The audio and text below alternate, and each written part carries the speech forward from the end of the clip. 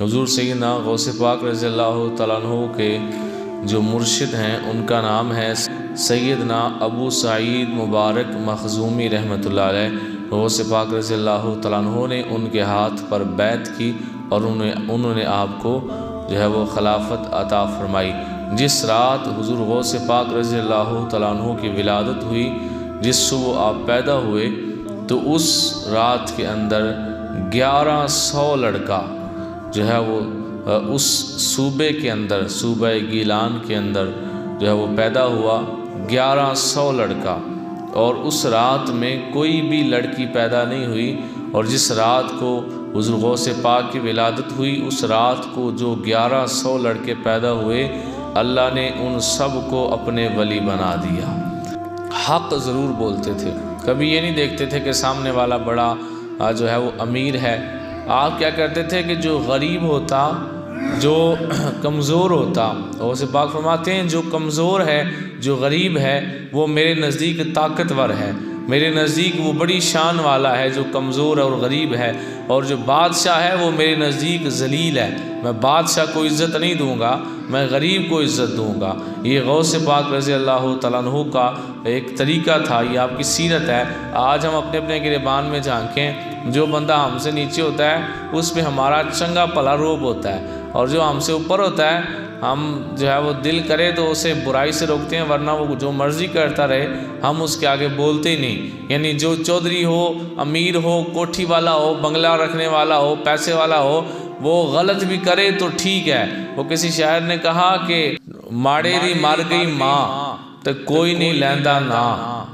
ماڑے دی مر گئی ماں تے کوئی نہیں لیندا نا، تے تگڑے دا مر گیا کتا سارا پنڈ نہیں ستا۔ یہ حال ہے ہمارے معاشرے کا کہ تگڑے دا مر گیا کتا تے سارا پنڈ نہیں ستا، تے ماڑے دی مر گئی ماں تو کوئی نہیں لیندا نا۔ ہمارے معاشرے کا یہ حال ہے کہ جو چودھری ہوتا ہے، جو پیسے والا ہوتا ہے، ہم اسے عزت دیتے ہیں، ہم کہتے ہیں یہ عزت کے لائق ہے، حالانکہ ہو سکتا ہے کہ وہ لعنتوں کے قابل ہو، کام اس کے آگے ہوں۔ آپ کو میں یہ نہیں کہہ رہا کہ پیسے والا ہونا قصوروار ہوتا ہے بندہ، نہیں، آپ کو اللہ نے حلال رزق دیا ہے، میری دعا ہے اللہ آپ کو اور عطا فرمائے، بولیں آمین۔ جن کے پاس ہے اللہ اور دے۔ تو جو میں ان کی بات کر رہا ہوں کہ جو شریعت کے باغی ہوتے ہیں، جن کے پاس پیسہ ہوتا ہے، سود کما کما کے کوٹھی بناتے ہیں، اوپر لکھ دیتے ہیں ھذا من فضل ربی، یہ میرے رب کا فضل ہے۔ یہ فضل نہیں، یہ قہر ہے کہ تو سود کھا رہا ہے اور سود سے کوٹھی بنا رہا ہے، یا تیرا کاروبار شراب کا ہے، بیٹا تیرا باہر یورپ میں ہوتا ہے اور وہاں پہ شراب لوگوں کو پلاتا ہے، کسی ہوٹل میں کام کرتا ہے اور شراب پلاتا ہے، تو سرکار نے فرمایا تھا شراب پینے والا، بنانے والا، سودا کروانے والا، برتن مہیا کرنے والا، پکڑ کے پیش کرنے والا، یہ سارے کے سارے دوزخی ہیں۔ تو بیٹا تیرا باہر شراب کا کام کرتا ہے اور تجھے پیسے بھیجتا ہے اور تو نے کوٹھی بنا لی اور اوپر لکھ رہا ہے ھذا من فضل ربی، یہ میرے رب کا فضل ہے، یہ تیرے رب کا فضل نہیں ہے، یہ اس کا قہر ہے کہ تو حرام کما کما کے جوڑ رہا ہے اور تجھے اس کا ڈر نہیں آ رہا۔ بندے کا حرام کے اوپر خوش رہنا اور حرام سے توبہ نہ کرنا، یہ رب کا قہر ہوتا ہے کہ رب کہتا ہے چل تو پھر حرام ہی کھائے گا، اسی میں رہے گا، مرے گا اسی حالت میں، اور جب مرے گا سیدھا دوزخ میں جائے گا۔ اور جو اللہ کو پیارا ہوتا ہے وہ ایک دفعہ چوری کرتا ہے نا، اللہ کھینچ لیتا ہے، بندہ بڑھ تو کتنے چلنا ہے، ادھر آ، تیرا راہ نہیں ہے۔ وہ ایک دفعہ چوری کرتا ہے، گھر آتا ہے بیٹا بیمار ہوتا ہے، گھر آتا ہے بیوی بیمار ہوتی ہے، گھر آتا ہے جی فلاں نقصان ہو گیا، مجھ مار گئی، گاں مار گئی، بکری چوری ہو گئی، اے ہو گیا وہ ہو گیا، وہ سمجھ جاتا ہے کہ میں اج جڑا آرام کمایا سی نا، اللہ نے آکھیا نا بھائی تو میرا پیارا ہے، جے تو اے واجے کام کرے نا پھر میں تینوں ٹھلیاں چھڑ چھڑنا ہے، تو دوزخ سے ٹر جانا ہے، تو میرا پیارا ہے، میں تینوں دوزخ وچ نہیں بھیجنا، میں تینوں جنت وچ بھیجاں گا۔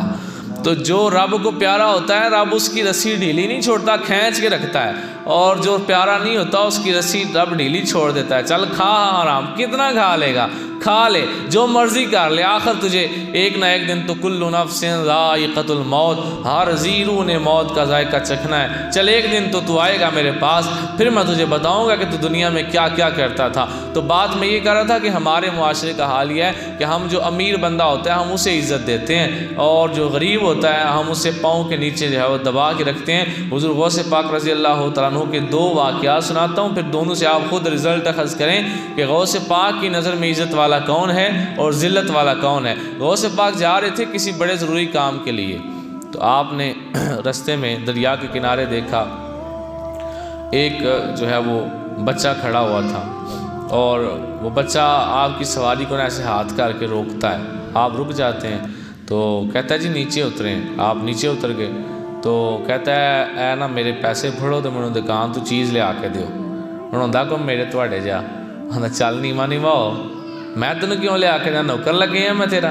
مینوں بڑے ضروری کام نے۔ لیکن غوث پاک نے کہا ٹھیک ہے بیٹا، میں ضروری کام جا رہا تھا لیکن میں پہلے تمہیں چیز لا کے دیتا ہوں۔ غوث پاک چلے گئے، جب واپس آئے تو ایک اور بچہ کھڑا تھا، اس نے کہا مجھے بھی چیز لا کر دیں۔ غوث پاک نے پھر بھی نہیں کہا کہ مجھے بڑا ضروری کام ہے، اسے بھی چیز لا کر دی۔ آگے گئے، تھوڑا سا آگے گئے نا، تو آگے دیکھا کچھ مانگنے والے ہیں، اور مانگنے والے غریب ہیں، اور انہوں نے اپنا کوئی کھانے کا بندوبست کیا ہے اور وہ رستے میں بیٹھے کھانا کھا رہے ہیں۔ جب انہوں نے غوث پاک رضی اللہ تعالیٰ عنہ کو دیکھا تو فوراً اپنا کھانا چھوڑا اور کھڑے ہو گئے آپ کے استقبال کے لیے۔ غوث پاک رضی اللہ تعالیٰ عنہ قریب آئے تو انہوں نے کہا حضور آپ سید ہیں، ہماری درخواست ہے کہ 2 منٹ کے لیے ذرا نیچے تشریف لائیں، ہم کھانا کھا رہے ہیں، 1-2 لقمہ آپ بھی ساتھ تناول فرما لیں تاکہ ہمارے کھانے میں برکت پڑ جائے۔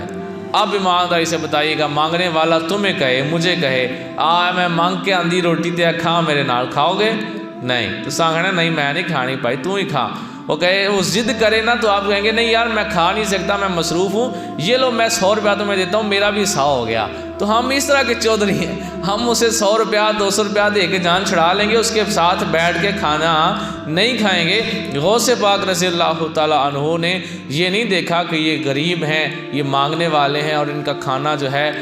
وہ ایک مطلب بالکل نارمل سا ہوگا، کوئی اچھا اور لذیذ کھانا نہیں ہوگا۔ آپ نے ان کا دل رکھنے کے لیے، دل جوئی کے لیے سواری سے نیچے اترے، ان کے ساتھ بیٹھے، اور صرف 1-2 لقمہ کھا کے اٹھ نہیں گئے، جتنی آپ کو طلب تھی آپ نے ان کا دل راضی کرنے کے لیے 1-2 لقمہ کھایا، جب تک وہ کھاتے رہے غوث پاک بیٹھے رہے، اٹھ کے گئے نہیں۔ یوں زمانے والوں کو بتایا ہے میری نظر میں غرباء کی اتنی زیادہ عزت ہے۔